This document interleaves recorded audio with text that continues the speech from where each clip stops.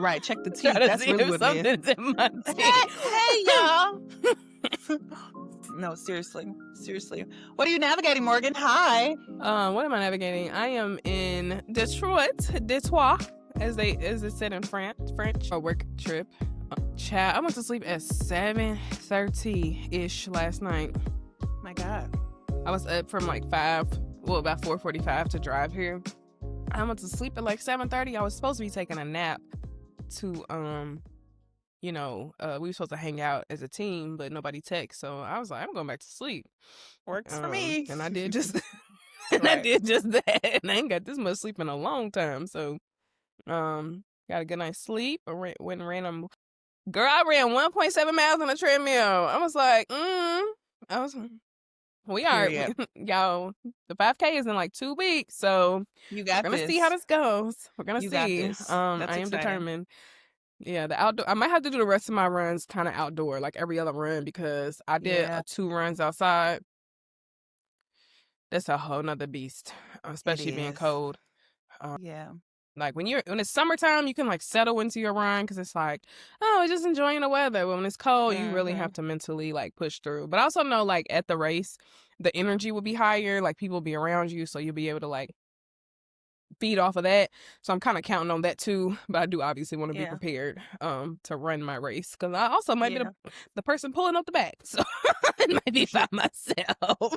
So, but yeah. I'm excited. It was a good run this morning. Good. Yeah. Yeah, that them treadmill runs and the outside runs it humbles you because baby, you be on that treadmill talking about period. What? Who not ready? Who? Then you go you are, and then when say, ooh, and you like, done, like finished. Child, don't even let the little incline on the sidewalk because if the sidewalk's buckled, that'd be I'm like, oh, I gotta run uphill, girl. It's a crack. No, you hate to see any kind of a little. You be like, oh my God. And then I think what contributes to that. So yeah, it's the little sidewalk incline, but then also your brain is like, oh, we got to do it. So now I'm unmotivated. So like it's all those things, and before you know it, you just feel exhausted. And like, yeah, it's the worst actually. Outside is just it's not the same. It sucks. Yeah, it's not the same. But it all contributes to the overall endurance, and I think that's what matters, though, right? Exactly. That's literally the word I was going to say was endurance. Yeah. Yeah. I'm still building my endurance. Contributes to the ability.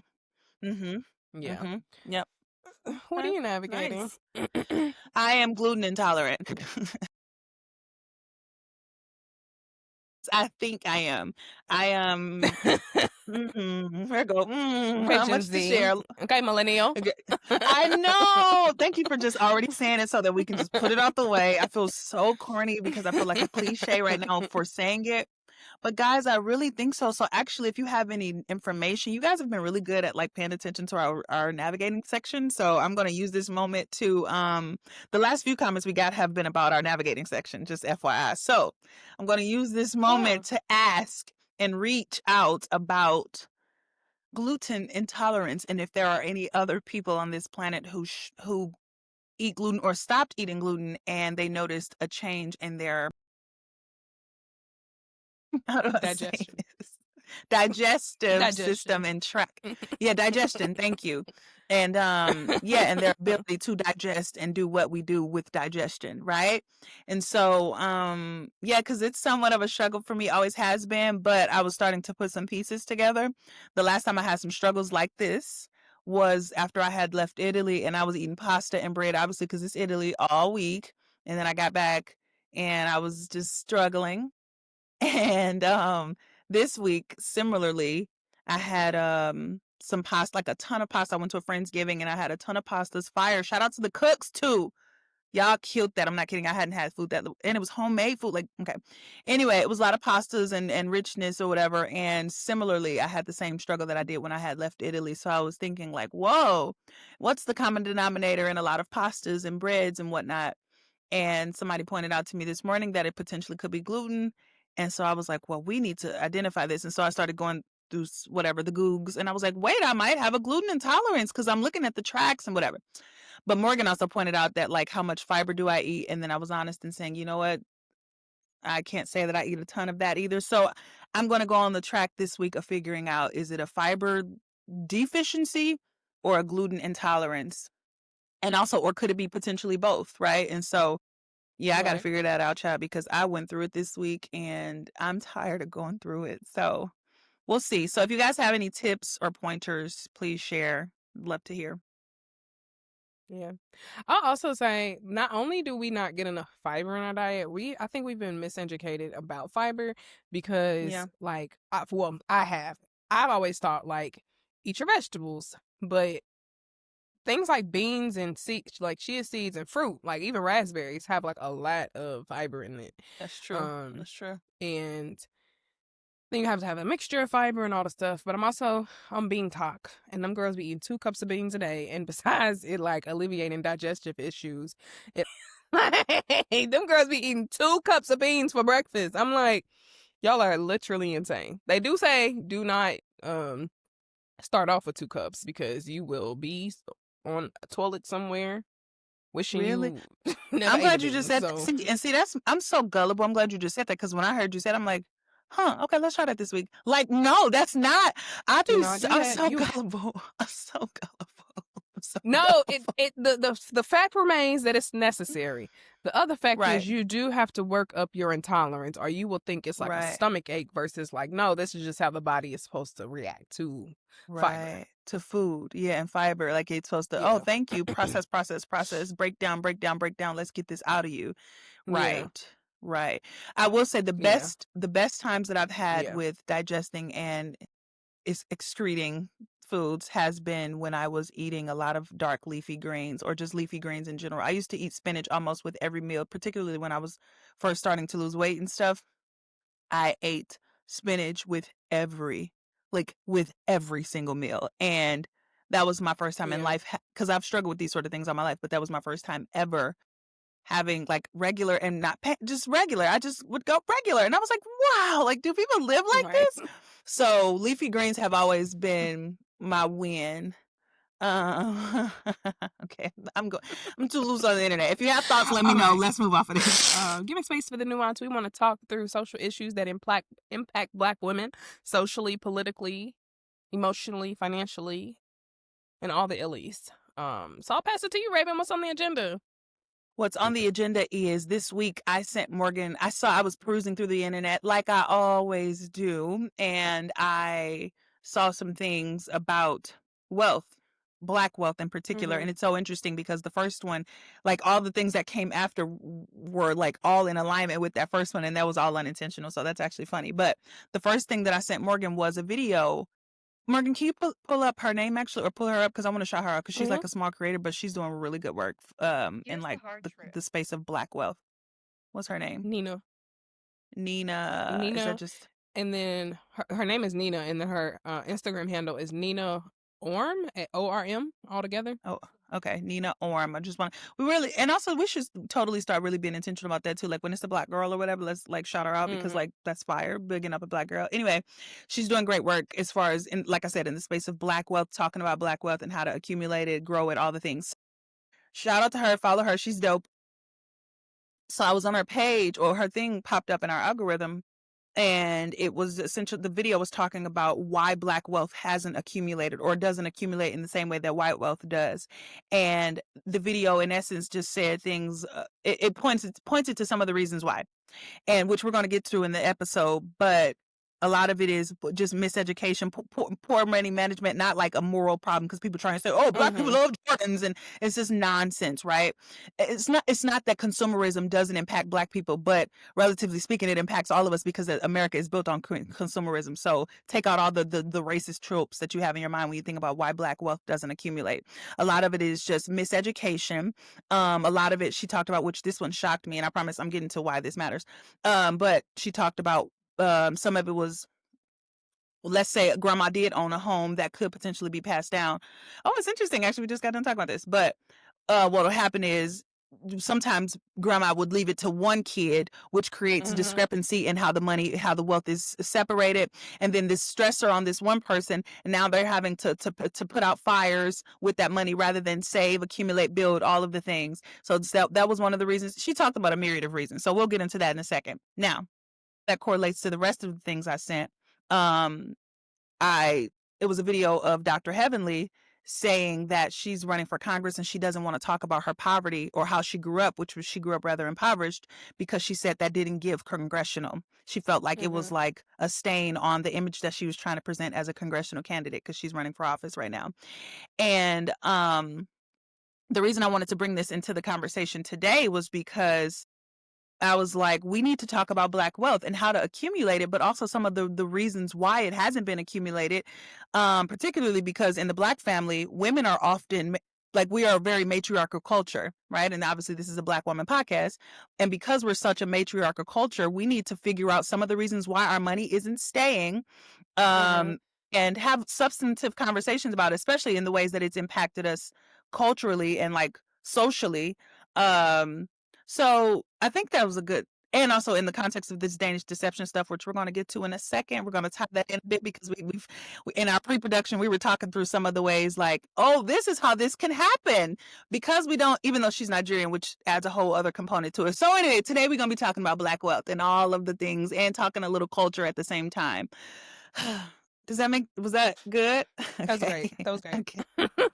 Thank you for your synopsis. Yes, because I be trying, child. I be trying. We talked about it in pre-production, y'all. So we trying to loop it, but I promise it's gonna loop via conversation. If you watch, you know how we do.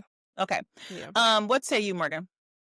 What say me? I think that some of the things that came up when you were talking is just like the idea that you can't outwork poverty. Black people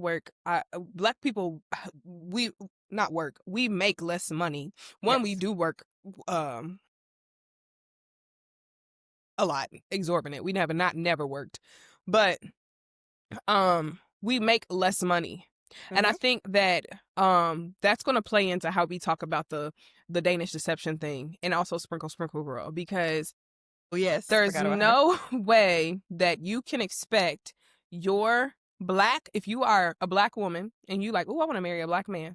There's no way that you expect your Black man in this country who also is navigating all this lineage of like generational poverty, or like maybe, and I'm not saying that all Black people are like this, but if we think about percentages and we think about like the reality of like a lot of us are in this boat.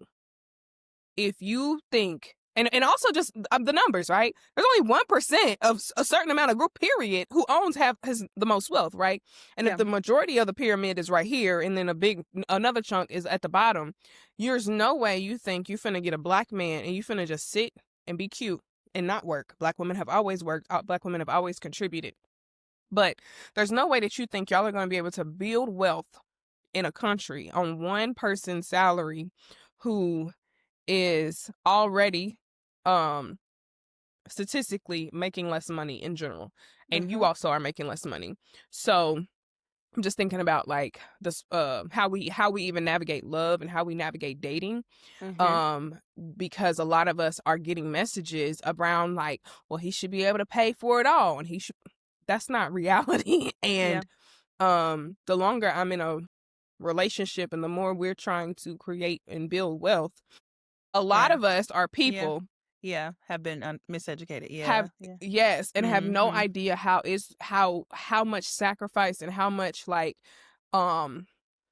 maneuvering and strategy it takes to try to even get on the same page about building wealth. Like the steps it takes to get to just buying a house. Then, okay, now what? You know what I mean? Like, you have no idea the steps it takes to get there. And when you are listening to people on social media telling you need to find X, Y, and Z in a partner, you're going to get messed up if they don't have an understanding of how we as Black people have to navigate the social and political and economic climate of America while being Black. 100, which is why it made me think it's a pinned post on our page for a reason. When you first said it, it's changed my life. Patriarchy is not for Black people. It's just not. Black men specifically, because it's not that Black women have it. Well, I was going to say have ever wanted to uphold the patriarchy. Why would you say that? Why would you say that? We didn't intentionally want to uphold it, but in a lot of ways we still struggle with it, which that's why we got this podcast, because we're trying to deconstruct ourselves, or teach the girls, force the girls, if you will, to deconstruct from it. Anyways, patriarchy don't work for Black men, baby, and our structure of wealth and the history of wealth, of Black wealth or the lack thereof, and the ways that we've been intentionally left out of it. It literally cannot work. So anyway, statistically speaking. Go ahead. I was gonna pause and say when we say patriarchy, I'm thinking like the roles of like this part of the part of patriarchy we talking about is the roles of like the man is the sole provider, meaning only provider. Yes. And thank you for that. The man, that is not to say that you can't want to be a provider. You can't want to try to make more money, or be the provider, right? But the sole and only, right? I don't think that in my reality, I don't think that, or in my experience and what I've observed, they don't work for Black people. And thank you. Oh, so good. Thank you for adding that context. And then I'll add one more layer and then we'll go in order with our list. Because I shout out to us today. But another reason why, like you said, it's not that he doesn't want to. It's not that there aren't scenarios where there could work, right? But it is to say largely, the problem is it's so incongruent. We'll have this imagery of we want to look like how white wealth has traditionally looked. We want to be wealthy. We want to develop wealth into riches or whatever. And also like do the kids and the dog and the college fund and all of the things that America has told us is what the standard of life looks like and what you can, and I put a lot of emphasis on can, what you are able and can build to. Oh, I can become rich. Anybody can become rich in America. Okay, for that to be true, and also for the history that Black people have gone through and the literal pillaging of our wealth and our resources and the quality of life in our community, for both of those things to be true, patriarchy and the one income household and the woman just gets to frolic and play is a difficult reality to manifest for us. So again, it's not that, oh, y'all don't get it, or Black women shouldn't dream of luxury in the same way that white women should. It's not that we're saying that. What I'm saying is those two things, you can't want to build the kind of wealth that America tells you you should have, or by 50 you should have this, and also the history of what is true for us be true at the same time. Because if that is the case, then that means you got a mama who's struggling that you got to help out. You got sisters and siblings who are struggling. You have hospital bills and stuff, or debt, insurmountable debt that makes it more and more difficult for you to reach the levels of wealth that America has plastered in our face and told us is the standard to do it. Does that make sense, or does that add more context to it? Okay. Yeah, I do. And to add even more, because I was like thinking about, I promise y'all we're going to get to the topic. As somebody who, because I was thinking about this idea of provider. And I don't think that there is anything wrong with somebody wanting to provide for their partner. Notice I said somebody, not man, not woman, somebody wanting to provide for their partner. Because as we are trying to make this podcast inclusive to all the communities, there should be, as somebody who has had a child and is Black and is a woman and was able to take the time off to heal and recover for about 8 months, there was something to that, right? But also there was a sacrifice made because we were not living on our own. We were not in our own space. So I was able to do that. But I'm saying that to say that I do think that there can be moments of time where we can have a rest period. Black men or women can have, if we're thinking about the binary, we can have a rest period that looks like the white folks. You know what I'm saying? It can look like stay at home, stay at home mom and whatnot. And even if that is the goal one day, it's also just figuring out what sacrifices you're going to have to make, because there are going to be sacrifices if you're going to be Black and trying to live a life. Dang. You're going to have to, like, if you either going to have to make a lot of sacrifices or you're going to have to make a whole lot of money. Yeah. To be able to have the life you want on one income. But if the reality is that that one income as a Black person ain't going to get you to that enormous amount of wealth, there's just going to be a sacrifice to be made if there's going to be a stay-at-home partner, if there's going to, in one sole provider. Yeah. Okay. And we didn't even get into the beauty politic of it, because but anyway, that's a whole other conversation, because the people who get I know, because the people who get anyway, that's another one. Okay, part one, and then we'll work our way through. Okay, so I'm literally going to read it off the screen and then we'll create conversation from it. Black wealth has trouble continuing through generations or generationally. Again, we kind of already gave in the synopsis of it, but and then I'd love to hear, whatever your thoughts are here, Morg. But we know why. Well, like, honestly, anecdotal, I feel like every single person that's listening to the sound of underneath the sound of my voice. Why do we say stuff like that? Like, what? Under the like, we so honestly, our culture was built on poem. But anyway, okay. Every person under the sound of my voice. Every Black person knows, especially one, even if you got money, even if you grew up with money, every Black person is adjacent, maybe some closer than others, but adjacent to somebody struggling or maybe that doesn't have wealth. In the same way that every white person, and I have tested this, I have means tested this, no matter what level of wealth that they are in, is in proximity to somebody who does have wealth, like significant wealth, right? Like it never fails, actually, which is, have you ever thought about that? Actually, let's, in case of a clip, every Black person, no matter their access to wealth, is in close proximity to somebody who is struggling or has significant struggles with money. Contrarily, every white person, slap me if I'm wrong, has, no matter their access to wealth, is in proximity and adjacent to somebody with significant wealth. And I, again, have anecdotally means tested that myself, but I bet you the numbers will bear that out. Again, I've just seen that anecdotally. I haven't done any reading on that. Anyway, so with that being said, we know some of the reasons, just personally and anecdotally, some of the reasons why Black wealth doesn't get continued in the generations. But for the sake of conversation, let's just outline a few. Like I said, when one person makes it, their ability to make it oftentimes was built on the premise of them taking out a lot of debt, be it school, be it, let's say you make $200,000 a year. To buy a house, you had to put down a lot of money. You had to take out a significant amount of loans in order to get that house. So maybe you do have a super, super nice house, but it came at a high cost because we have to accrue a lot of debt in order to manifest that sort of a lifestyle that looks like the Joneses, if you will, right? So a lot of it is because there was no money to start. You're starting on the premise of debt and borrowing to build that life. Okay. So a lot of it is debt. A lot of it is, oh yeah, I've made it, but a significant amount of the people in my life haven't. And that's why you even hear Black celebrities all the time. Like, the reason why they can't ever take stances politically or be more outspoken about things is because they like, hey, yeah, it's nice that I'm a millionaire, but it's hella people that I employ. It's hella Black people in my family that I'm still putting on or having to put on, or I'm the sole reason that a lot of people are literally making it and their whole lives are dependent on me. So giving out a lot. Our money can't really accumulate because it's so busy circulating, right? And so there's that. I don't know. Can you think of any more that you think would contribute to it? Yeah, I was thinking about like there's with thinking about the risk factor of like they taking out, like they bought a house, right? They Yeah. might have used the absolute only money they had to buy a house, and then what if something happens to the house, or what if something like Yep. you said something Yep. about putting out fires, like I feel like It's a I good had one. heard somebody say something about like I was like I think I said something like, oh, you got money, and it was like I'm one paycheck away from being poor, you know what I mean? And I've heard that countless of times, and the prayers it takes to be like, you know what I'm saying? I just hope don't nothing happen in this season, that if something happens, I'm going to lose it all, because then you have to then you might have to take out a loan, or then you just don't have the money to pay for the insurance deductible. You know what I mean? Like that type of stuff. And just knowing that, like, in order for us to maybe build wealth, it might be just holding our breath that nothing happens, like in the Yeah. midst of us trying to build the wealth. Literally. Um, Literally. yeah.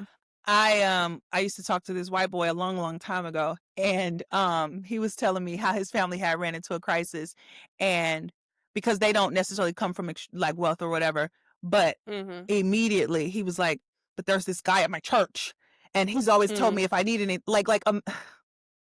and like I think the need was like 1,600, and he just didn't want to like expend. He was like 1,600 just kind of will be like a little bit of a thing right now, and so but he had somebody immediately in mind, not like a few people that I can raise 20, immediately in mind that he knew could just hand him $1,600 just like that. Like, so anyway, but I mentioned that because you're so right about the putting out the fires thing. It's so hard to accumulate wealth when you're only one fire away from like taking all of your money, something taking all of your money, and not only that, and there's this guy in my church who just has Right. expendable $1,600.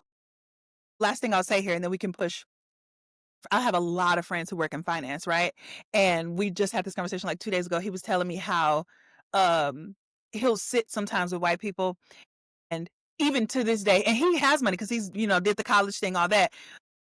we don't understand the amount of even the most basic average working class white family, generally speaking. I'm not saying that there aren't white people that just don't have anything in savings or IRAs or anything like that, but how much just if disaster happened, they have stock, they have, you know, their retirements or their trusts or different monies in different places. Again, I'm talking about average working class whites. I'm not even talking about like wealthy, because I'm not trying to paint all white people as if they have wealth. But he was saying some days he'll sit with them, and like when you talk to them regularly, you just think they're just regular old people, and they are. But like the amount of money they just have in places that you just be like, wait, you got like a $300,000 like.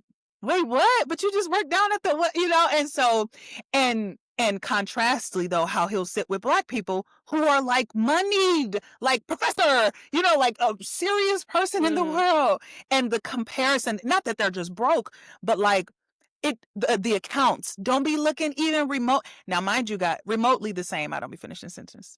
Now, mind you guys, we're just talking anecdotally right now. We haven't pulled up any numbers, but this is because this is the lived experience of black wealth. So hopefully we've fleshed out why black wealth doesn't continue, and we've again dropped all of the corny because we're about Jordans. Okay.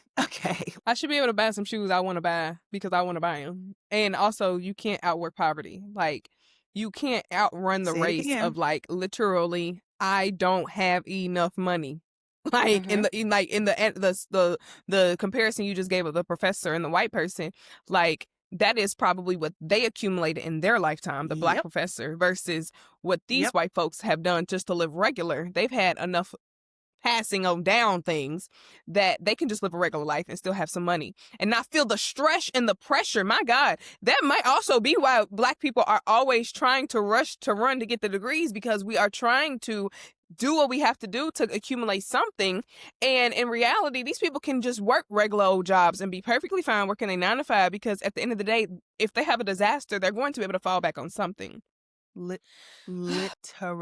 I had a friend in college, to this day I think she's still like bartends, and like no shade to her, I love her down, but like her dad, I remember when we first met, her dad made $500,000 a year, and so she'll forever be set. Like even if she'll forever be set, because I was like, girl, we the same age. Actually I think she was like a year older than me. I was like, how are you still bartending? Like, don't you want to be?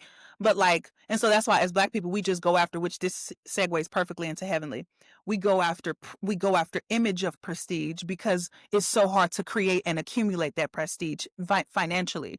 White people don't be caring about stuff because they have such long-term wealth. And also, wait, before we move to Heavenly, just real quick, Oregon especially is the queen of showing you that self-sacrifice for the sake of saving and building long-term wealth, and meaning buying a house is she's a perfect example of that. So miss me with all the comments around, y'all just making excuses. Y'all are, and I say this because I hear these kind of conversations so much when people make these arguments that we're making. We're not saying that black people can't make better financial choices. All people can. We live in a hyper-consumerist culture anyway. We all need to do better about not obsessing over stuff. So we're not saying that you can't save your way out of like savings, meaning or spend less into. You can't spend less and that doesn't yield you better results financially in the long term. I'm not saying that's the case. We always will advocate for financial literacy. We talk all the time in passing about our financial advisors that we've gone to and trying to make better choices to sustain wealth in our families. So it's not that we're not saying that, we're social scientists. And so what we also do is not decry people's personal behaviors and make assessments about sociological truths and variables that are just blatantly in our faces. But let's be clear, we're smart and we're savvy. Of course we do silly things, but we're not some idiots just sitting on her talking and like withering away our money. You know what I mean? Does that make sense? Yeah, I think I was with also, besides like personal sacrifice, I was also thinking about like just going back to, because I'm gonna talk about some sacrifice when we get to Heavenly and the Danish girl. Also thinking about like the passing on of down things because of those fires, passing on of down things. Y'all, I know how to talk. I know how to talk. The passing on of things, right? Yeah. The passing down of things. I think that's right. Passing down of things, right? Yeah. When we have people, I have plenty of, my grandmother, I wasn't the first person to own a home in my family, right? Yeah. But my grandmother, like in this idea of like the reason why we're struggling to like figure out her house situation is because she took out a reverse mortgage. Why? Because there was a fire to be put out. What fire? I don't know. But I don't think we're not just putting ourselves in bad situations because of like, oh, something minor happened. Like, no, it's like I have to survive. So I have to figure out a way to make sure that my children eat, that I eat, et cetera, et cetera. So that might mean I need to I end up making a financially quote unquote irresponsible decision in the moment that like harms in the long term, but in the moment I was able to survive, right? And I think that is why when I say like putting out fires, it's not that they didn't know that, oh, probably this wouldn't be the best decision. We know poor people are probably a little bit of financial literate when they know like, oh, this interest rate, if I take out this loan, it's going to be, but I need to eat today. And I don't have somebody to go and ask for some money on a larger scale or even maybe on a small scale to be able to survive today. Yep. And also when you've lived a subpar life, especially comparatively speaking, because America all day long is plastering wealth and like fun and opulence in your face all day long. When you've lived a subpar life, when people get money, they be wanting to free themselves of some of the emotional stain and frustration and oppressiveness even of growing up poor or having had nothing. And meanwhile, all of your colleagues and friends are doing are doing things that you've never been able to afford. I'm not saying that that's right. Let's be clear. We do need to be more financially savvy. But what I'm saying is stop acting like we don't understand human psychology at a very most basic fundamental level. People be wanting to be free from the trap of always having to say no because I ain't got it. Like that's a tough reality. And so when people start to have it, maybe there are some poor financial decisions that are made because they're just like, okay, now I can finally get to that life that I've been deprived of for so long. And meanwhile, the Sally down the street. Anyway, okay, Heavenly gonna say some. She gonna say some. Is she a Real Housewife? Of Atlanta, yeah. You said did she really have a husband? No, I'm asking like, was she on the show? Like I didn't know. Okay. Yeah, also I didn't watch it either. So I didn't watch Housewives. I don't watch any of the Housewives, but obviously they're household names now relatively anyway. So anyway, so Heavenly gonna say some. In essence, she was like, I don't want to tell my story about having grown up on food stamps because I think the conversation was centered around Heavenly. You should be speaking out more vocally right now about the food stamp pause because the video was a few weeks old, and how harmful this is to regular people and people who are on SNAP benefits.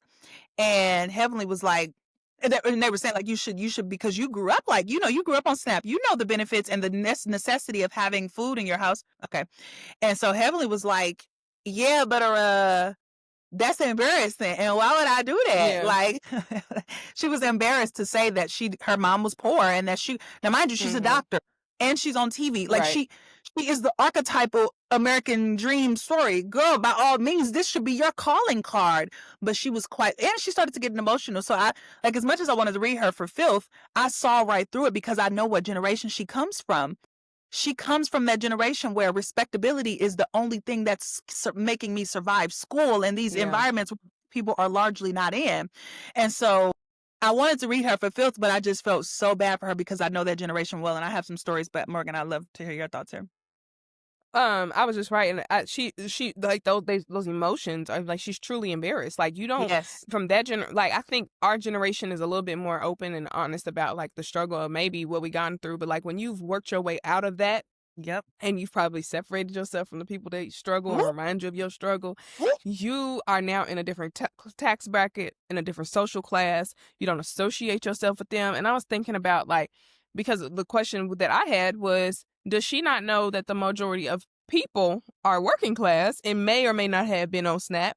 And if you want those people to vote for you, you might want to relate to those people, right? But 100%. she might not know that she might not know that that's her market. Her market might be the people who are the people she surrounds herself, which are middle upper class. And it's like, that's not the majority.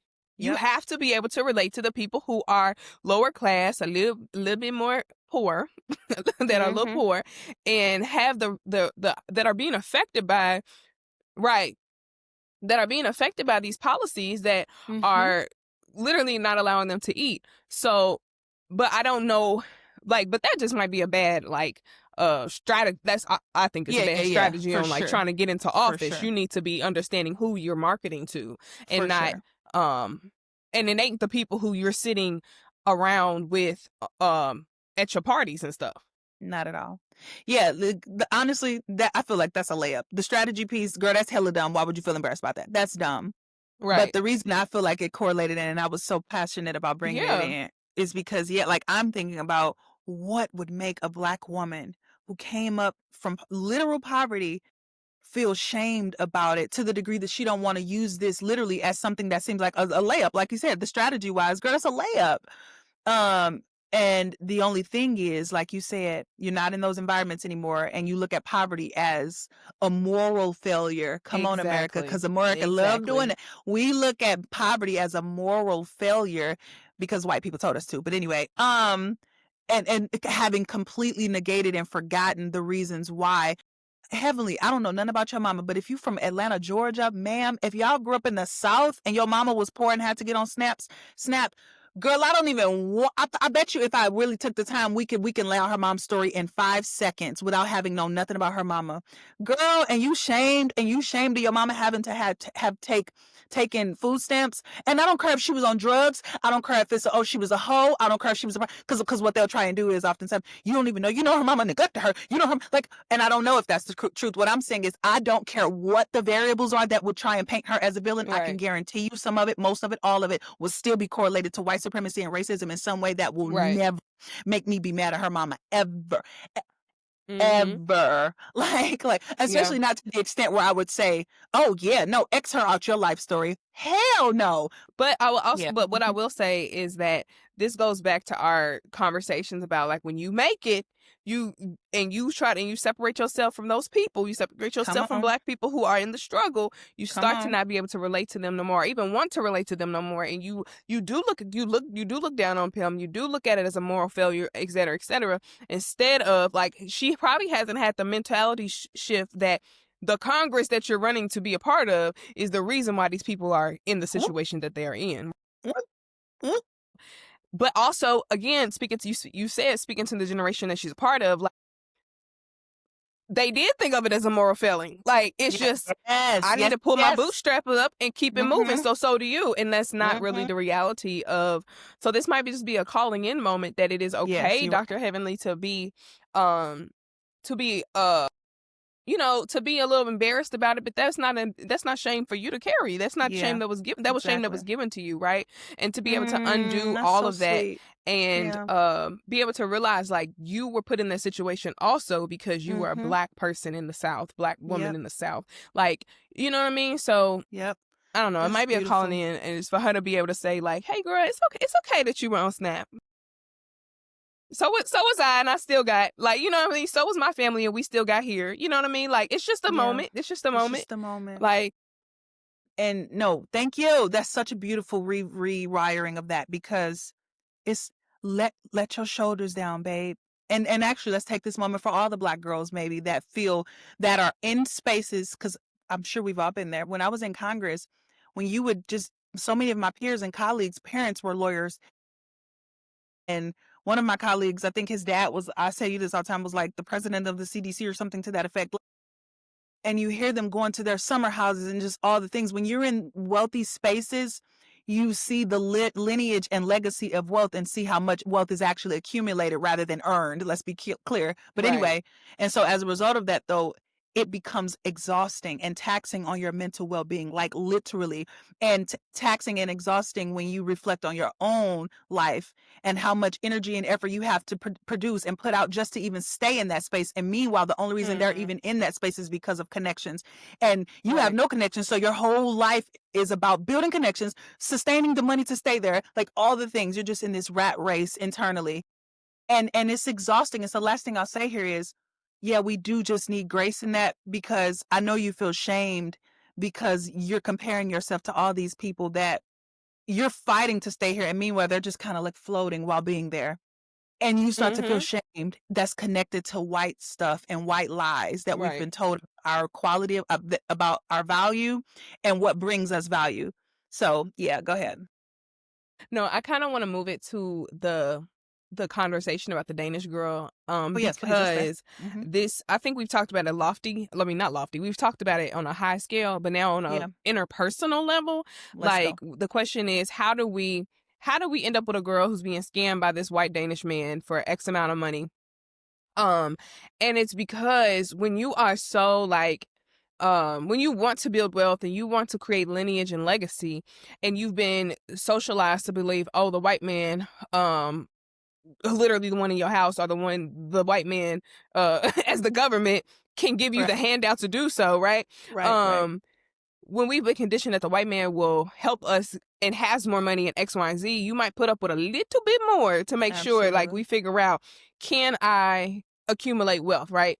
And I was thinking the when you said the comment on knowing people, right? And we have to create spaces where I was thinking about the Divine Nine, and I'm thinking about my man. He's a member of a fraternity, right? And I'm like, you hate your job, right? And let's talk about that part. Like the sacrifice you got to take to build wealth might be you with a man, or you're in a situation where you absolutely hate your job, right? Yeah, And but you yeah. like, my family has to eat, so I'm gonna do what I have to do, and then my grandchildren have to eat, so I'm gonna do what I have to do if I have to work this job for a few years just to get to where I need to get to, right? But I was like, why don't you uh, get back active in your fraternity, Morgan? That costs money. Like the Yeah, catch yep, 22 that is yep. always in the space of like, everything costs money, and then it's like, what sacrifices are you going to make? And then it's like, okay, well, if I don't want to be in a situation where my man has to work a job he hates, or I don't want to be with a man who's going to make less money, so I'm going to put my eggs in this basket of this Danish man. Even though there might be some red flags, I'm gonna run on to see what the end's gonna look like. And hopefully at the end of it, I'm in a relationship with a man, loveless or not, that I get to be able to say that my children get to go skiing and my children get to eat, and my family got money and X, Y, and Z, because I've been taught that the socialized condition that the white man is probably gonna make more money. Well, I ain't gonna Yep. probably. They gonna make more money, Yeah, and I'm yeah, gonna be yeah, yeah. set. Yep. And it's crazy because, right, in her case, you dismiss all factors or variables that are proving otherwise to that theory, but it's because that theory is so ingrained in our bodies. So much so that, again, going back to that white boy that I used to date a long time ago, he would literally say to me all the time, "Aren't you afraid that the perception that people will have about why black women do this will falter?" Which, what is the perception of oh yeah, go ahead, just get you that white man so you can just be set. But that wasn't gonna be the case for him. It wasn't, Right. not even in the long shot, actually. And so he was saying, like, that stereotype is not gonna be true here. But anyway, saying that to say it's so he said it so flippantly. And then I'm like, I knew exactly what he said without him even having to explain he was like, "Aren't you afraid that the perception won't be such that it actually is?" He didn't have to explain it because I knew in my soul, because it's so ingrained in us that, oh, that white man gonna give you security. The white man got Mhm. money. You do this because the white man got something that you don't got. Mind you, Right. Danish Deception Girl actually comes from money. She's Nigerian. Like, not to say that all Nigerians have money, but we know the trope about Nigerians that is largely true. Oftentimes, many times, Nigerians be having money, and they're the most educated, among the most educated class of black people in America. Educated, Mhm. and thus that education turning into wealth, like significant wealth. And so she had more money than this man. But baby, Mm. that trope is so because and the other parts of this is, not only is that trope true with regard to what we think about their wealth, white wealth, but that trope is also true with, I'm gonna get canceled, white skin, Mhm. especially in the Mhm. Nigerian. Oh, how do I want to say this without getting canceled? Oftentimes, immigrant families, immigrants like Nigerians, oftentimes, and all of my Nigerian people will back this up, they be struggling to still see the white person, whiteness, white skin, white proximity as something to aspire to, and seeing it as like greatness. And once you, and often this immigrant families in general, because I've heard Mexican girls say this, like, People see if you can marry a white person, if you're an immigrant, you're like, yes, you cleaning the bloodline again, in quotes, because this is what I've actually heard this from immigrants rather, or people from other countries. You like it's almost like a purifier. People look at white people, not just their money. Money gets associated with them, not just because of their history, but because there's been this warping of thinking about what whiteness means. And a lot of it is unintentional. Some of it is intentional because I think you just got Uncle Ruckuses in the world. But most of it just is after hundreds and hundreds of years of colonization and world domination that the white man has done, that has literally made people from parts of the country that Europe could never even touch in terms of history and all the things, literally making these people question the quality of their very personhood, because whiteness is just, boy, that white man got a hold on us, baby. Anyway. No, that's what I was gonna bring up, was the colonization. Like, that's it. That's all. Like, we are still struggling with the idea of like what wealth looks like, what riches looks like, and then thinking about you bringing in the context of like the Danish girl, she's the Nigerian girl, having money herself. Like, the goal is always just to have as much money as possible. So if that white man also has a lot of money, like we were talking to pre-production, that's how kingdoms are made. Like, that's how like come on, that's how countries were made, built, or whatever. Like, you marry somebody who also has a lot of money, comes from a lot of money, and then y'all come together, bring your people together, and y'all go forth, and y'all have more land, more stock, more all the things. So I can imagine that also being a part of her thought process as well. Like, we finna be lit. Right. And in the story, he said, that's a good point, because he said that he was royalty, or he come from royal blood anyway.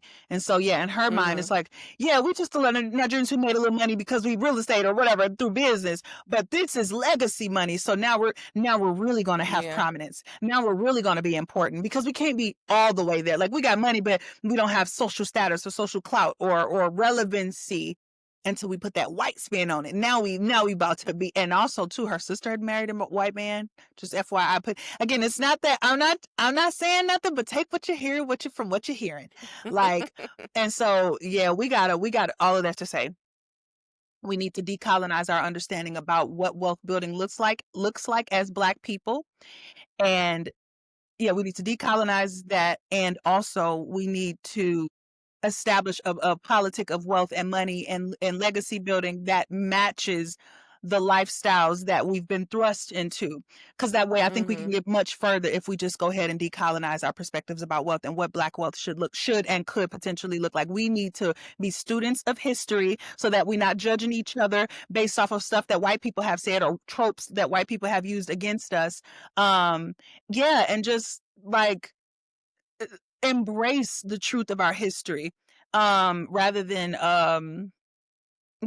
feeling shamed about it. We just need to let that stuff go. I don't even know if that makes sense, but just going back to the interpersonal level, I think that us not understanding wealth and how it's built and how we want to build wealth, or even just having a mindset of like, we want our wealth to look like this, really does affect how we date, and how we partner and who we want to partner with and all that.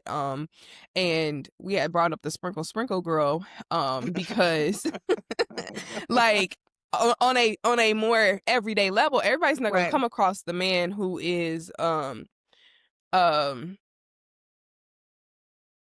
you and saying that he's a Danish man, blah blah blah. Everybody's not gonna come across that man. That they are gonna come across somebody who has a regular job, like working a regular job. Wealth can still be accumulated that way if I think you take your time to figure out, how do we strategically move through this world where we are trying to better our lives and better the lives of our future children, our grandchildren, or what have you, and understanding that it literally might take some years to do so, but we are in 2025. We can figure this out. Like, oftentimes my daddy be saying that it's easy, like businesses, right? He's like the first generation builds it, the second generation maintains it, third generation kills it. Like we can get out of that cycle, right? We can get into a moment where we are figuring if the white people are creating these trusts and all the stuff that have rules connected to it. We are in 2025. We can create the trust to make sure that if the second generation blows it, oh, they blew their money. Oops. Well, at least the third generation still got some money, right? Right. So I think I see what you said. Like putting rules behind how the money is disseminated to ensure that you just not just gonna blow this money. And if I see it going in a way where you're blowing through it, it's like an automatic stop on it or something. Right? There are mechanisms to make sure that the money just don't get squandered. Sorry, that makes sense. Yeah. And I've even seen like when people like have like large businesses. I think it was like a plumber type business. You didn't get to touch the money until you actually knew how to be a plumber, right? And like I think, but I'm going back to the idea of like if you can get your mind out of like, because I think financially, because I was thinking about this in marriages and I was thinking about finances. Finances are one of the biggest biggest issues of divorces and stuff. But if you take the time and really deconstruct your mind around like, I can't keep up with the Joneses. However, I can save my money and we can move slowly towards wealth. I think a lot of people, if they stopped comparing themselves to other couples or, you know what I mean, and they stop comparing themselves to white wealth, we could take some time and really build out something and allow us to be able to build some wealth and it not be like a rush to it. It not be I don't know if that makes sense, but I feel like if you stop trying to find the person that sprinkle girl is trying to like set you up with, right? And you find somebody who's working their 9 to 5, going to work, doing their little overtime. I say overtime because I do think every couple needs a person that can work overtime. But if like some thoughts, yes, go ahead. But if you can find that person, y'all can just build slowly. I think you'll find you be in a good spot. Absolutely. All I'm gonna say is, I think I agree 1,000. And it's funny because I was about to push back a little bit at the initial part of what you were saying, but actually I agree. And I think the only thing I'll add is that I think the sprinkle stuff is toxic in the way that it manifests because let's be real, the whole between beauty politic and how Black women are left out of it, between the history of Black people, and because of that history, our proximity to wealth is just lower. Between all of those variables that we don't have time to get into, that whole sprinkle just marry rich is just not optional for us. Even if it is from a small margin of Black women, that's not an option for us. Again, we can just stop at the beauty politic because I want to get in that one so bad, but just watch old episodes. So anyway, but so with that being said, I understand why, like the premise of what she's saying is because my only thing when I say with arguments like that, and also just for context, maybe some people don't know sprinkle arguments. She's a Black woman, older Black woman who is, first of all, conventionally attractive. Let's keep that in mind. Who basically says marry him for his money. Y'all marrying too much for love, and all of that going half and half, 50-50 is not good for you, and you'll end up heartbroken every time, essentially. And her argument basically is like, I don't care about cheating, I don't care about none of that stuff, because y'all get cheated on with a broke man. And then she'll say stuff like that, and then be like sprinkle, so stupid. The internet is a stupid place. Sometimes when you repeat stuff, like if you ever repeated stuff that be on the internet to people that don't be on the internet, and they'll be like, what the hell do y'all watch? Sprinkle. And like, mind you can say it so casually and everybody kind of know, but it's like, what is sprinkle? Anyway, okay. So that was for context if you don't know who she is. Now, I agree with everything you said, Mark. The only thing I'll add is, we don't have the ability to be like, I'm only marrying for wealth, but I think what we can do, and maybe this is where we can meet in the middle with the sprinkle girls. I think what we can do is make good choices about if there will be struggle, who you gonna be struggling with. You know what I mean? Like, I feel like we can make better choices in that, like, if this man isn't contributing or isn't showing a willingness to So it's one thing to say, yeah, I'm going to be, Morgan is saying, let's build wealth on a day-to-day. We both work and we both strive, and we're both contributing to IRAs, and we're both contributing to housing funds, and we're both contributing our basic income to these things that will hopefully build more wealth and legacy lineage in our bloodline, essentially. But what I'm saying is and I think what the sprinkle girl is saying is, no, just have somebody that's already there. But because we don't necessarily always have proximity to that, I think the middle ground is just saying, don't be with a man that don't have a plan. Exactly. You need to have a money plan. That's what I'm saying. And I think too often we let men with no money plans, not even a thought about, do we need a financial advisor? It ain't about wealth. Does he have capacity for wealth? And wealth don't mean rich. Wealth just means, does he think smart about money and about building with you? So yeah. Okay. Yeah, I can definitely meet you in the middle with that one, because no, I'm not advocating for you to be with somebody who is foolish with money or bad character, because all that is going to show up in the money. There has to be a willing participant in this. Like, you're not finna be with, like, I ain't saying now, while there is, and that's just in general, like, even though we are in situations where, there might be a majority of people who might be, not attached to wealth, not blah, blah. Like, there are also people who are learning, are willing to learn, and are making strides towards, like, better finances. Like, again, you have to have a willing participant. I ain't saying just, marry for love because I love this man and his sex is good and we. Don't be It don't matter. I love him. No, like, okay, girl. Is he okay, trying? Okay, girl. No. Right. And don't let no man lead you. Like, if he has made countless financial mistakes, I don't care how fine he is and how smart he say he is. If he's made countless financial mistakes, like, you're no longer the leader of the finances. I'm sorry. Not over here. You're not. No. No. I can't be poor. No. You're not playing with my money. I'm sorry. Sprinkle. Okay. Not my money. Not my money, honey. So that's what I'm saying. I think it's maybe not rich, but like, no, I need to see a man. There it is. Not rich, responsible. Because the thing is, responsibility will get you to a place of solidness anyway, right? And this is person to person, because there are so many nuances that we can find in this. But just hear us overall, generally saying, not necessarily. It doesn't have to be. If you can get your rich man, sis. Hold on, let me be clear. Hold on, let me add one more asterisk. Let me add one more asterisk, because I want to be real about my politics personally. Sister, listen, sister, girls to the girls. Listen, if you can get you a rich man, I ain't saying don't do it now. I ain't saying don't do it now, because the life be costing money. If you can get you one, and you can settle into your stomach all of the things that you'll have to put up with, because daughter, let me tell you, you're gonna be putting up with stuff. If you can settle into that, money, listen, it's gonna come where it come from. Do your thing. But in the event that you don't, because most people won't, you don't have to be rich, but responsible, as Morgan said. And I think that's a perfect place to. We really killed that. I think that's good. That was a good episode. I was in the middle, like, oh, we eating this. We eating it. That was good. Yeah. Oh, this is a great conversation. Yeah. Okay. Anyway, book suggestions. Okay.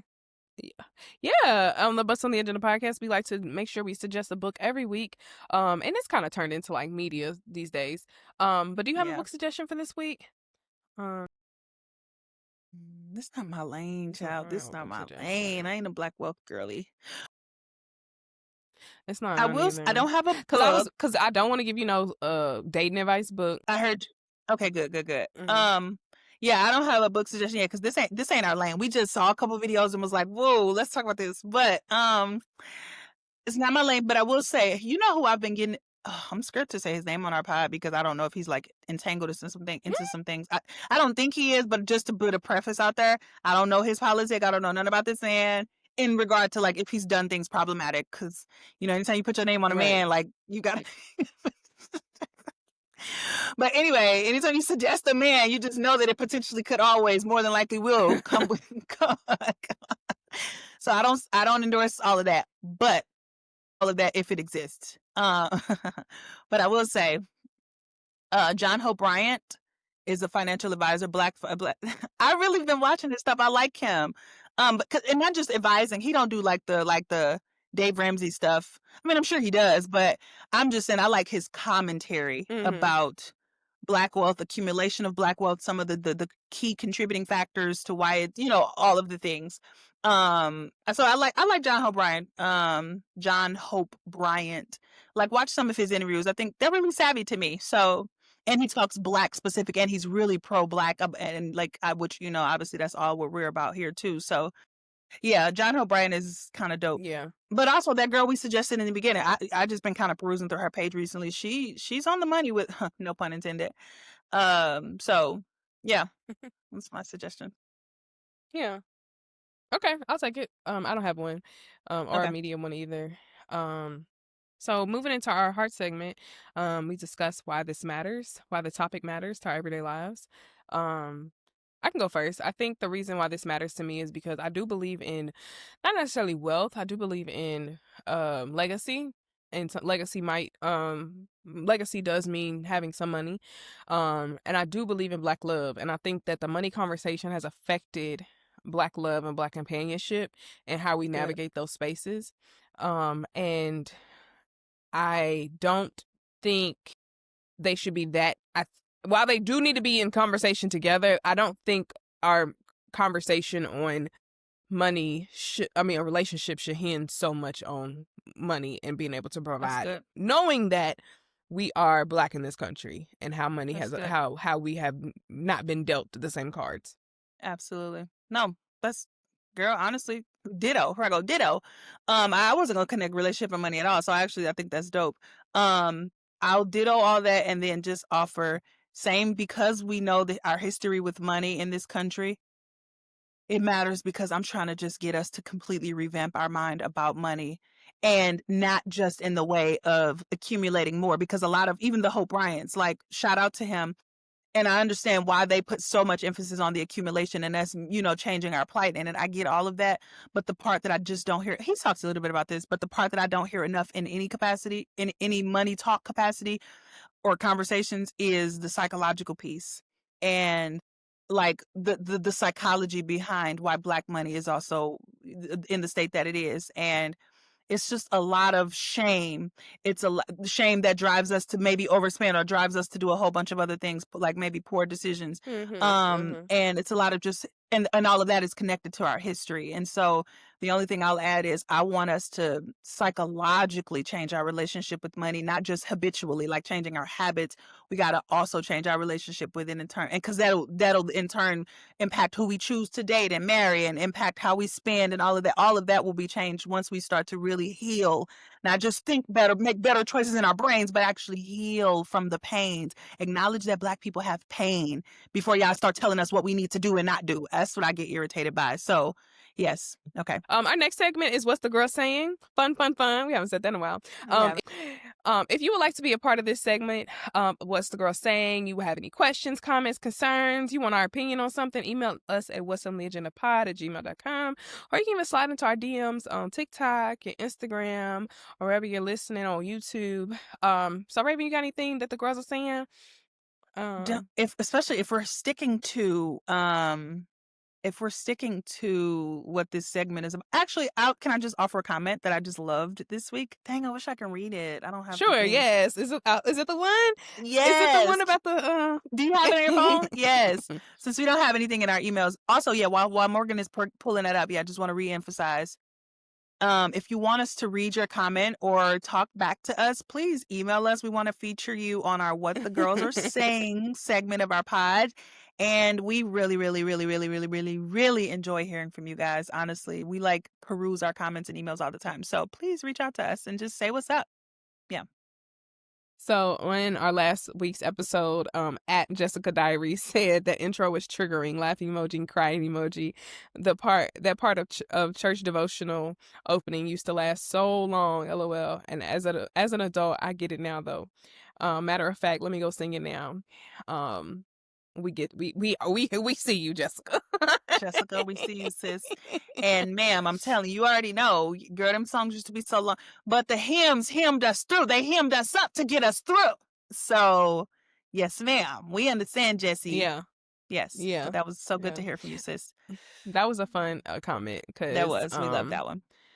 That was a funny segment of ours last week. And I'm glad y'all hung in with us on that one, like getting the entire church back. No, seriously. And also that the episode is doing really good too. So I'm glad y'all like to hear us key about the things. So yeah. Okay. I think that's it. Yeah. Yeah, we said we was gonna do Wicked this semester. We was gonna say we were gonna do Wicked this episode. That didn't happen. So the next episode, hopefully we can. I'm going to see it today at 4:15. Is it on the calendar? It is no, we have to. You know they have to pre-buy those tickets because girl, it's crazy right now. So yeah, we're going today. So I'll be able to report back, guys. Promise. Yeah. I'll be trying to go this weekend during the holiday. Yes. Yeah. I hope everybody enjoys their holiday weekend, enjoy their family. Yes. If you have problematic family, set some boundaries. That's a good one. But also have a good time. Yes. Be gracious with your family. Drink. Yes. Be gracious with yourself and your family. Eat, drink, be merry. And also in the event that you have a family that you struggle to do that in, right? Like Morgan said, keep your boundaries, but also be gracious. Because I think we talk a lot about boundary setting, but we don't talk enough about like community's cost and the cost of community. And one of the major costs of community is grace. And so go home. My professional girlies, because I know it's a lot of professional Black girlies who go back home, who live in major cities, but also have to fly back home with their family that's problematic. Maybe don't get all the things, right? Go watch one of our episodes. I think we talked about Please. that. Go watch it.